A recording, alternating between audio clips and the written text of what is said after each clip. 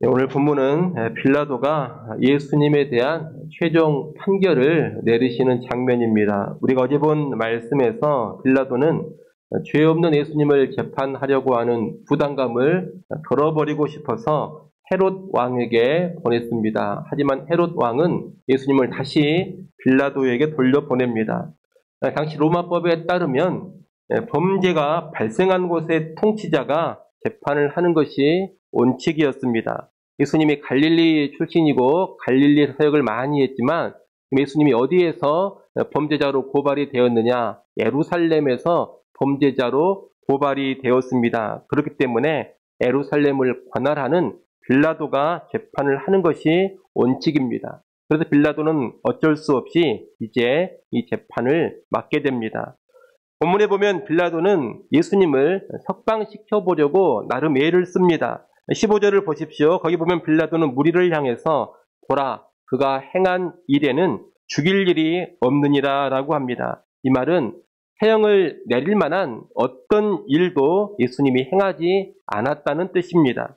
빌라도는 이 말을 하고서 예수를 때린 후에 풀어주겠다고 합니다. 당시 로마법에 따르면 고발된 사람이 죄가 없다 하더라도 무죄라 하더라도 필요할 때 경고의 의미로 가볍게 채찍질을 하고 풀어줄 수가 있었습니다. 아마 빌라도는 그 절차를 밟아서 예수님을 석방시키려 한 것으로 보입니다.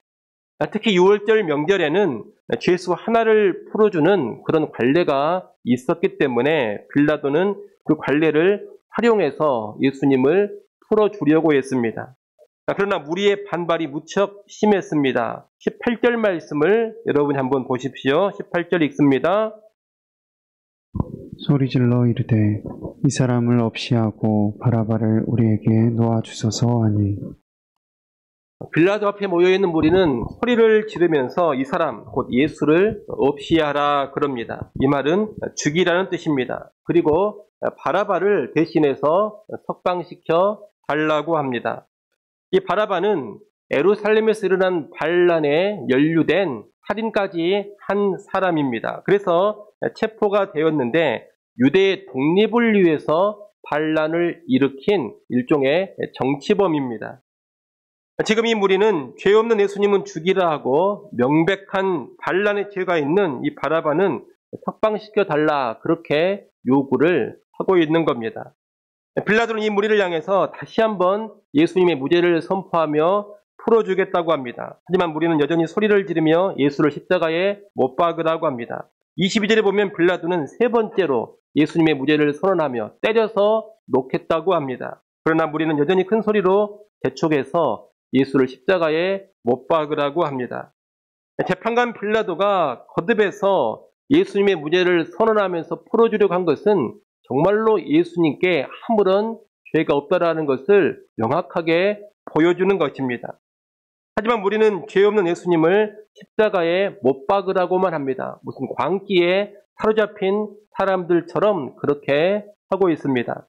결국 빌라도는 이 무리의 압박에 못 이겨서 예수님을 십자가형에 넘깁니다. 24절, 25절 말씀 여러분이 한번 또 읽어보십시오. 24절, 25절 읽습니다. 이에 빌라도가 그들이 구하는 대로 하기를 언도하고 그들이 요구하는 자 곧 밀란과 살인으로 말미암아 목에 갇힌 자를 놓아주고 예수는 넘겨주어 그들의 뜻대로 하게 하니라. 아멘. 여러분, 예수님은 죄가 없습니다. 총독 빌라도가 3번이나 예수님의 무죄를 선언했습니다. 하지만 무리는 그것을 무시하고 예수님을 십자가에 처형하라고 끝까지 요구를 합니다. 특히 오늘 본문에 보면 소리 지르다라는 말이 거듭해서 나오고 있습니다. 18절을 보십시오. 소리 질러라는 말이 나옵니다. 21절에도 소리 질러라는 말이 나오고 있습니다. 23절에서는 큰 소리로 재촉하다라는 말이 나오고 있습니다. 지금 우리는 진실을 외면한 채 자기들의 부당한 요구만을 아주 큰 소리로 외치고 있는 겁니다. 막무가내로 군중의 힘을 이용해서 소리를 질러 압박하고 있습니다. 그리고 이 소리 지르는 압박에 빌라도가 굴복을 해버린 겁니다. 우리는 이 장면을 보면서 진실을 무시하고 소리치는 사람들이 되어서는 안 된다라는 것을 먼저 배워야 합니다. 사람들은 자기의 이익이라든가 자기의 욕망을 위해서는 진실을 거부하고 소리치는 그런 경향이 있습니다. 목소리 큰 사람이 이긴다는 말처럼 진실을 외면한 채 소리를 지르면서 자기의 부당한 욕구를 관철시키려고 한다는 겁니다. 여러분, 많은 갈등과 분쟁의 상황에서 이렇게 소리 지르는 모습, 진실과 사실을 묻어버리고 소리만 치는 모습이 얼마나 많이 나타나고 있습니까? 때로 누군가의 선동에 휩쓸려서 진실에는 귀를 기울이지도 않고 함께 소리를 지르는 그런 일들도 얼마나 많이 벌어지는지 모릅니다. 요즘에는 인터넷상에 SNS라든가 유튜브 같은 것을 통해서 큰 소리를 형성하기도 합니다. 무슨 문제가 벌어지면 진실을 파악하기보다는 순식간에 여론에 휩쓸려서 거대한 소리를 형성하고 진실을 외면한 마녀 사냥이 수없이 벌어지는 것이 오늘날의 세태입니다. 그런데 우리 그리스도인들은 그런 식으로 소리 지르는 사람들이 되어서는 안 된다는 겁니다. 여러분, 진실을 외면한 채 한 소리로 어떤 분위기를 조장해 가려고 하지 마십시오. 소리를 질러가지고 그릇된 나의 의견을 관철시키려고 하지 마십시오. 또한 쉽게 선동을 당해가지고 진실을 제대로 알아볼 생각도 하지 않고 그냥 같이 소리 지르는 그런 사람들도 되지 마십시오. 진실을 외면하고 군중 속에서 함께 소리 지르며 악을 행하지 마십시오. 우리 그리스도인들은 다짜고짜 소리 지르는 그런 사람들이 아닙니다. 진실을 말하고 진리를 말하는 그런 사람들이 되어야 합니다. 우리 그리스도인들은 쉽게 선동당하는 사람들이 되어서도 안 됩니다. 신중하게 진실을 파악하는 사람이 되어야 합니다. 성급하게 함께 소리 지르는 것이 아니라 먼저 차분하게 진실을 파악하고 진실의 소리에 귀를 기울이고 파악을 했다면 진실만을 말하는 그런 사람이 되어야 하는 겁니다. 우리 성도님들은 꼭 그런 그리스도인으로 살아가시기를 바랍니다. 아울러 많은 사람이 소리를 지르고 큰 소리로 압박을 한다 하더라도 진실이 아닌 것, 진리가 아닌 것에는 전혀 요동하지 않는 그런 담대함도 가져야 합니다. 오늘 보면 23절 맨 뒷부분을 보십시오. 본문 23절 맨 뒤에 보면 그들의 소리가 이긴지라 이렇게 되어 있지 않습니까? 빌라도가 소리를 지르는 무리에게 져버린 겁니다. 무리의 소리 앞에 빌라도가 진실과 정의를 포기했습니다. 우리는 이러지 않아야 할 것입니다. 우리가 이 시대를 잘 분별해야 되는데 여러분, 앞으로 이 세상은 갈수록 진리를 되져가는 소리를 함께 크게 지르고 예수님과 성경을 되져가는 사상을 아주 큰 소리로 외쳐댈 것입니다. 죄를 죄가 아니라고 외치고 죄가 아닌 것을 죄라고 외치면서 크게 소리를 지른다는 겁니다. 이 세상이 지금 그런 방향으로 나아가고 있습니다. 그리고 적지 않은 사람들은 그 소리가 맞지 않다 이런 생각을 하면서도 군중의 소리, 대중의 소리에 위압을 느껴서 그 소리 앞에 굴복을 할 것입니다. 그들의 소리가 이기는 그런 현상이 아주 많이 나타나게 된다는 겁니다. 대중이 그렇게 외치고 군중이 그렇게 소리를 지르니 그 앞에서 굴복을 해버리는 겁니다. 이런 시대에 그리스도인들과 교회는 거대한 바위처럼 듬직하게 서 있어야 합니다. 소리 지르는 사람들에게 휘둘리지 않아야 한다는 겁니다. 온 세상이 진리를 들어가는 소리를 외친다 하더라도 교회만큼은 그 소리에 휘둘리지 않아야 되고 교회만큼은 그런 소리에 개의치 않고 듬직하게 진리 위에 서 있어야 합니다. 모든 사람이 진리를 되져가는 소리를 지른다 하더라도 흔들림 없이 진리를 고수하면서 진리를 따라서 행해 나가야 합니다. 이런 시대는 교회와 그리스도인들의 그런 담대함을 더더욱 필요로 하고 있습니다. 여러분, 고난주간을 보내면서 성급하게 소리 지르지 않는 사람이 되시고 더불어 그릇된 큰 소리에 요동치 않는 그런 사람이 되시기를 바랍니다. 고난주간을 보내면서 오직 진리 위에 굳게 선 그런 교회, 그런 성도들이 꼭 될 수 있기를 간절히 바랍니다. 아울러 우리는 오늘 본문에서 예수님 대신 풀려난 바라바를 보면서 우리에게 이루어진 구원의 사건을 투사시켜 볼 수 있어야 하겠습니다. 바라바는 원래 십자가형을 당해야 하는 죄수였습니다. 그의 죄는 명백합니다. 하지만 죄인인 그는 풀려나고 죄 없는 예수님이 바라바 대신 십자가에 달렸습니다. 이 모습은 마땅히 죽어야 할 죄인은 풀려나고 죄 없는 예수님께서 대신 죽으시는 대속의 죽음을 간접적으로 보여주는 그림입니다. 여러분, 예수님은 무죄한 분이시지만 죄인된 우리 대신 십자가에 달려 죽으셨습니다. 우리는 바라바처럼 이 땅의 나라, 내 뜻, 내 힘, 내 방식으로 세워가는 나의 나라, 내가 원하는 나의 왕국을 세워나가려고 하는 하나님 앞에서의 반역자들이었습니다. 또한 거짓된 종교 지도자들과 완악한 무리와도 같은 사람들이었습니다. 내 이익에 따라서 거짓된 말과 거짓된 행동을 쉽게 하는 사람들이었고 진리를 무시하고 악한 소리나 질러대는 그런 사람들이었습니다. 때로 광기에 사로잡혀서 죄 없는 자들을 마녀 사냥하기도 했던 그런 자들이었습니다. 비겁한 빌라도의 모습 역시 우리의 모습입니다. 하나님보다 사람을 더 두려워하고 진리보다 나의 안전과 나의 욕망과 나의 이익을 더 앞세우며 살았던 자들이 바로 우리들입니다. 여러분, 오늘 본문에 등장하는 바라바, 또 종교 지도자들과 무리들, 그리고 빌라도, 이들의 모습이 사실 예수 믿기 전에 우리의 모습이라는 것을 알아야 합니다. 우리가 성경을 보면서 이들을 비판하고 또 이들의 모습을 경계받을 것을 배우기도 합니다. 하지만 먼저 알아야 할 것은 예수를 믿기 전에 우리가 사실 다 이들과 동일한 죄인들이었다는 겁니다.